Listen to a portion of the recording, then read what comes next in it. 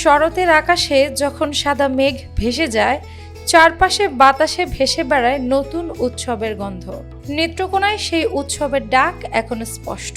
আসছে শারদীয় দুর্গোৎসব। এই জেলায় 514টি পূজা মণ্ডপ এখন ব্যস্ততার উজ্জ্বল চিত্র।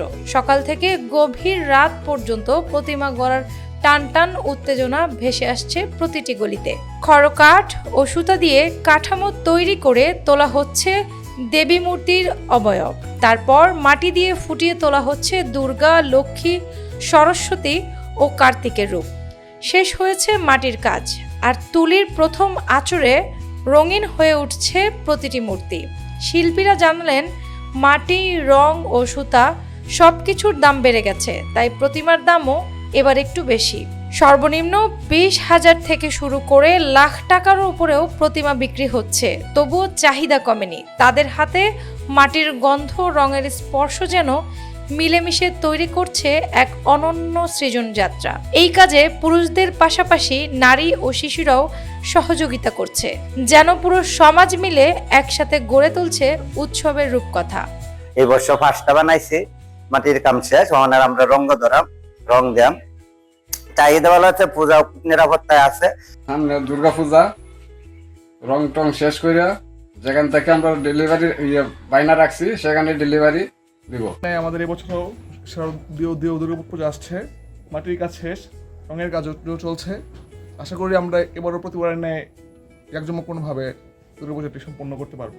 শিল্পীদের ব্যস্ততার ভেতরেই আনন্দ ভাগ করে নিচ্ছেন পূজারীরাও। তাদের চোখে মুখে উচ্ছ্বাস। কেউ কেউ বলছেন, এই এক উৎসবের জন্য তারা সারা বছর অপেক্ষা করেন। পরিবারের বাচ্চারা মেতে উঠে, বড়রা খুঁজে পান মিলন মেলার আবহ। আমরা এই পূজায় অনেক আনন্দ উপভোগ করি। আমার পূজা মানে আনন্দ, দুর্গা পূজা মানে আনন্দ, দুর্গা পূজা মানে খুশি। মা এবার গজে আসছে, দোলায় আগমন। পূজা প্রস্তুতি প্রায় শেষার্ধে। আমাদের তো মাটির কাজ সম্পন্ন এবং রঙের কাজও প্রায় শুরু হয়ে গেছে। রঙের কাজ শেষ হলেই তারপর তো আমাদের পুজো এসেই পড়েছে। সামনের সপ্তাহ থেকে পুজো, 28 তারিখ থেকে পুজো। আমরা অনেক আনন্দ করব, অনেক আনন্দের সাথে মায়ের পূজা অর্চনা পালিত হবে এখানে। আমাদের পূজার প্রস্তুতি অনেক সুন্দর, আমরা অনেক সুন্দর করে পূজা আনন্দ করি। এবছর আরো আনন্দ করব। চারদিকে বাজনার শব্দ, ধূপের ঘ্রাণ ও কাশফুলের সাদা সমারোহে যেন ভেসে ওঠে উৎসবের আবহাওয়া। আগামী 21 সেপ্টেম্বর মহালয়ার মাধ্যমে দেবীর আগমনী সুর ছড়িয়ে পড়বে চারপাশে।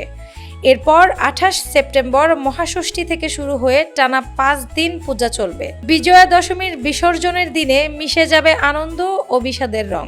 জেলা পূজা উদযাপন পরিষদের নেতারা জানিয়েছেন, প্রতিটি মণ্ডপ তারা ঘুরে ঘুরে দেখছেন। সবার সহযোগিতায় সুন্দরভাবে পূজা অনুষ্ঠিত হবে, এমনটাই আশা তাদের। প্রতিবারের ন্যায় এবারও সুন্দর, সুষ্ঠু এবং নিরাপদ পরিবেশে নিশ্চিদ্র নিরাপত্তার মধ্য দিয়ে শারদীয় দুর্গাপূজা অনুষ্ঠিত হবে। এতে কোনো রকম শঙ্কা নাই, আমরা শঙ্কামুক্তি আছি।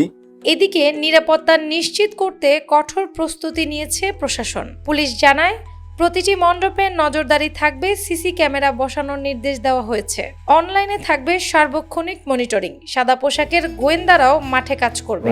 এই আসন্ন শারদীয় দুর্গাপূজা যেন খুব নির্বিঘ্নে এবং শান্তিপূর্ণভাবে সনাতন ধর্মের অনুসারীগণ এই পূজা সম্পন্ন করতে পারে, সে ব্যাপারে নেত্রকোনা জেলা পুলিশ খুব তৎপর আছে। পূজা মণ্ডপগুলো আছে, সেইগুলোকে ক্লাস্টার অনুযায়ী আমরা মোবাইল পার্টির মাধ্যমে একটা নিশ্চিত নিরাপত্তা ব্যবস্থা করেছি। স্বাভাবিকভাবে সকল পূজা মণ্ডপে আমাদের সাদা পোশাকের পুলিশও থাকবে।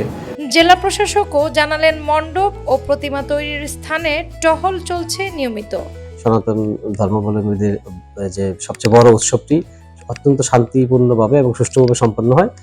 আমরা সকল প্রস্তুতি ইতিমধ্যে নিয়েছি এবং সামনে আরো প্রস্তুতি নেব। শেষ মুহূর্তের প্রস্তুতিতে তাই প্রাণপণ ব্যস্ত প্রতিমা শিল্পীরা।